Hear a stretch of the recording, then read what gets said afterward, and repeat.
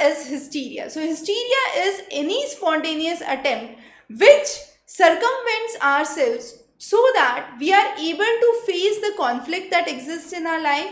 It is a way of defense mechanism and a way through which we are trying to adjust ourselves in our surrounding. So by any of these means, the person tries to adjust well to the surrounding to rule out the conflict that exists in the mind.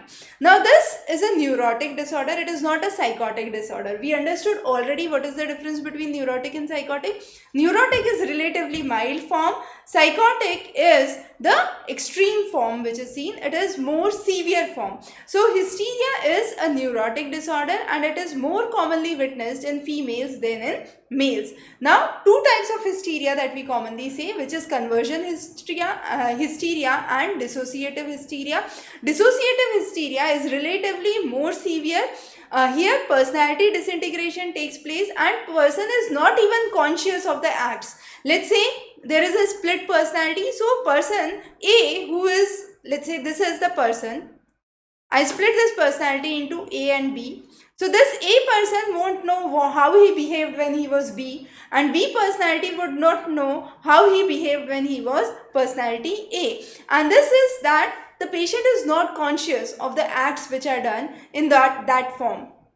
And this is a serious form relatively as considered to conversion hysteria. Conversion hysteria is where the mental conflicts converts into physical illness and it occurs without any organic pathology. So it's relatively less serious. When I say it's without organic pathology, what does this mean? There are symptoms of a disease, but there is no organic reason, no actual finding. If you do a CT scan, MRI or any kind of blood test, you won't find any signs or symptoms of illness. But the person demonstrates those forms of illness, and that is the conversion hysteria. So conversion disorders and dissociative disorders, very clear here. Now, in the next section, we would understand what are the symptoms which relate to conversion disorder. So a person who shows conversion disorder would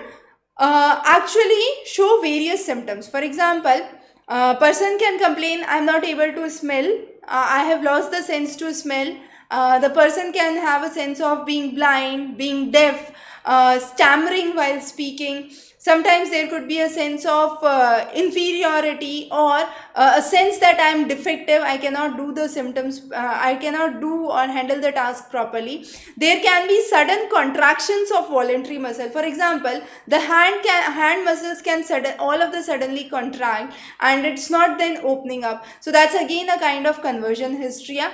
Sometimes there can be distortions which relate to speech. Any of the sense organs being affected can be symptoms of conversion hysteria if those findings cannot be revealed. Now, what are the treatments which can be seen for conversion disorders? Conversion disorders, the most common treatment is through drugs or medications. Then we have the Sigmund Freud's psychoanalysis, where we say there can be free association, dream analysis, or there can be suggestion. So psychoanalysis is what it is believed to be. Now this psychoanalysis we have covered in our separate lecture on therapy, so I won't go into the detail here. But the idea is, under this concept of psychoanalysis, the patient is laid down in a relaxed position, is asked to talk freely about the dreams that come to mind. So the latent content and the manifest content is understood. Manifest content is the obvious content, latent content is the hidden content. So once the person becomes comfortable with the therapist,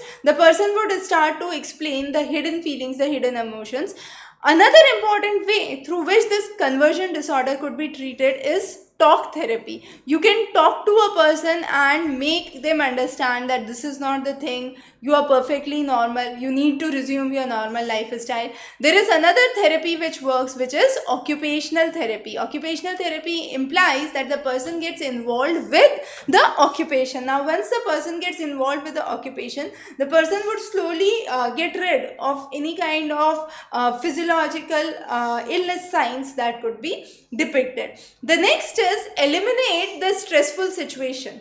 So whatever stress could be there, it could be loss of job, it could be loss of opportunities for career, it could be hindrances in academic performance, it could be a financial crisis, whatever could be the case. The idea here is to eliminate that stressful situation from life and encourage people to change their lifestyle. So those are some of the ways through which conversion hysteria can be